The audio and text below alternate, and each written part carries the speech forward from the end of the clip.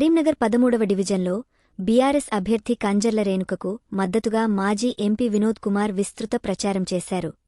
బండి సంజయ్ అభివృద్ధిలో విఫలమయ్యారని విమర్శిస్తూ కేసీఆర్ పాలనలోనే కరీంనగర్ అభివృద్ధి జరిగిందన్నారు.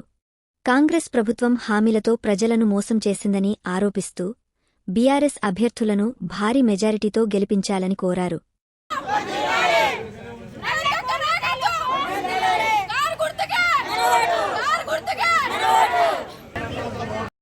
మీకు అన్ని విషయాలు చెప్పారు. మేము సర్వే చేపిస్తే రేణుక మంచి మెజార్టీతో గెలుస్తాను. రాత్రి నాకు రిపోర్ట్ వచ్చింది, మంచి మెజార్టీతో గెలుస్తున్నది. ఇవాళ కరీంనగర్ బ్రహ్మాండంగా అభివృద్ధి అయిందంటే మనం చేయబెట్టయింది, గులాబీ జెండా వేయబెట్టయింది. అప్పుడు నేను ఎంపీగా గెలిచినప్పుడు 1000 కోట్లు తీసుకొచ్చి మనం అభివృద్ధి చేసుకున్నాము. ఇవాళ బీజేపీ గెలిచింది, ఎంపీ బండి సంజయ్ 7 ఏళ్ళ 7 రూపాయలు కూడా తీసుకురాలేదు. కాబట్టి ఈ అభివృద్ధి జరగనప్పుడు ఎందుకు ఓటు వేయాలని చెప్పి గెలిచి 2 సంవత్సరాలైంది. ఎట్లా గెలిచిండు? కొంచెం మెజార్టీతో గెలిచాడు. మన ఆడోళ్లకు నాకు అక్క చెల్లెలు ఉన్నారు, బంధువులు ఉన్నారు, ప్రతి కుటుంబంలో ఉంటారు. మీకు అందరికీ తెలుసు బంగారం పైన ఆడోళ్ళకి ఎంత మక్కువ అని. ఓ 10 లక్షల రూపాయలు ఈ చేతిలో పెట్టుకొని తులం బంగారం ఈ చేతిలో పెట్టుకుంటే దేన్ని ముట్టుకుంటారు? బంగారం ముట్టుకుంటారు. 10 లక్షలకి 7-8 తులాలు వచ్చినా ముట్టుకోరు, కాగితాలు అనుకుంటారు. రేవంత్ రెడ్డి గదాని మీద కొట్టిండు మన ఆడోళ్ళని. నీకు తులం బంగారం ఇచ్చా అనేసరికి కొంతమంది ఆడోళ్ళు అటు గుద్దేసరికి చేకూర్చి గెలిచింది రేవంత్ రెడ్డి. మన నెత్తి మీద ఇప్పుడు కుంపటి అయిపోయింది. ఏం చూస్తాడు? పేపర్లు టీవీలు చూస్తాడు కదా, ఏమంటాడు? నా మీద ఎవరు మాట్లాడితే కళ్ళు గుడ్లు బీక్తాడు, గుడ్లు బీకి గోళీలు ఆడతాడు. తర్వాత పేగులు మెడలేసుకుంటాడు. పేగులు కొంతమంది పేగులు ఇంత తింటారు కానీ పేగులు మెడలేసుకుంటాడు. అలాంటి ముఖ్యమంత్రి దాపరించింది ఇప్పుడు మన రాష్ట్రానికి. చాలా దురదృష్టము. ఇలా మీకు అందరు కూడా మన పల్లెటూర్ల సంబంధాలు ఉంటాయి. ఊళ్ళో వదిలిపెట్టి బతులు తెరు కోసం కరీంనగర్కి వచ్చినాం. ఇలా గ్రామాలు ఎంత బాగా చేసాడు కేసీఆర్. పచ్చదనం తెచ్చాడు, పొలాల పంటలు వండినాయి, బ్రహ్మాండంగా కరెంట్ 24 గంటలు తీసుకొచ్చినాం. రైతుల గోస ఇవాళ రేవంత్ రెడ్డికి తగులుతుంది. వచ్చేది మన ప్రభుత్వమే. కాబట్టి దయచేసి మీరు రేణుకను మంచి మెజార్టీతో గెలిపారు. ఇలా కరీంనగర్లో ఇంత ముద్దుగా రోడ్లు వచ్చినట్టే నేను అప్పుడు ఎంపీగా ఉన్నా కాబట్టి నేను గంగుల కమలాకర్ గారు కలిసి ఢిల్లీకి వెళ్ళి అక్కడ కొట్లాడి డబ్బులు పట్టుకొచ్చి 1000 కోట్లు పట్టుకొచ్చి ఇలా కరీంనగర్ మొత్తం బ్రహ్మాండంగా రోడ్లు పోతే ఇలా బండి సంజయ్ వచ్చి నేనే తెచ్చినా అంటాడు. ఆయన 7 ఏళ్ళ పడ 7 రూపాయలు తీయలేదు. నేను ఓడిపోయిన ఆయన గెలిచాడు. ఆయన గెలిచిన కాంచెల్లి 7 ఏళ్ళ పడ 7 రూపాయలు తీయనోడు ఇవాళ మళ్ళీ తీసుకొస్తా అంటే ఎవడు నమ్ముతాడు? ఎట్లా నమ్ముతాం మనం? కాబట్టి దయచేసి ఈ గులాబీ జెండాకే మీరు ఓటేయాలి. ఈ కాషాయ జెండా అంటాడు, పువ్వు గుర్తు అంటాడు. అది మోడీ గాడుపుల గెలిచిండు మన బండి సంజయ్. ఇవాళ కాగిత పూలు అయిపోయాడు. నిజం పూలైనా మంచుకుండు, కాగిత పూలేండు. గట్టిగా గర్జించి ఢిల్లీలో కొట్లాడి ఇవాళ ఒక 200-300 కోట్లు పట్టుకొచ్చి కరీంనగర్ అభివృద్ధి చేయాలి. ఇలా కరీంనగర్ ఒక మంచి IIIT పట్టుకొస్తే మనకి ఇలాంటి పిల్లలు బ్రహ్మాండంగా చదువుకుంటారు. ఏమీ చేయక 7 ఏళ్ల లోపల మనం అధ్వానంగా తీసుకొచ్చింది ఇవాళ BJP MP Bandi Sanjay. Congress party ముఖ్యమంత్రి రేవంత్ రెడ్డి ఇవాళ ఎన్నో హామీలు ఇచ్చాడు. నేను హామీలు మొత్తం చదివితే తెల్లారుతుంది. 6 గ్యారెంటీలు అన్నాడు, ఇదన్నాడు. ఈ ఆడపిల్లలకి స్కూటీలు కొని ఇస్తా అన్నాడు.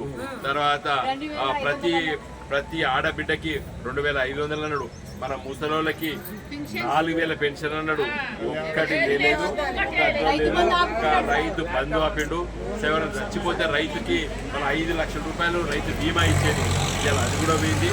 కాబట్టి దయచేసి మనకు చుట్టాలు పక్కలు గ్రామాలలో ఉన్నారు, వాళ్ళు తిరగబడుతున్నారు. మీరు కూడా తిరగబడాలి.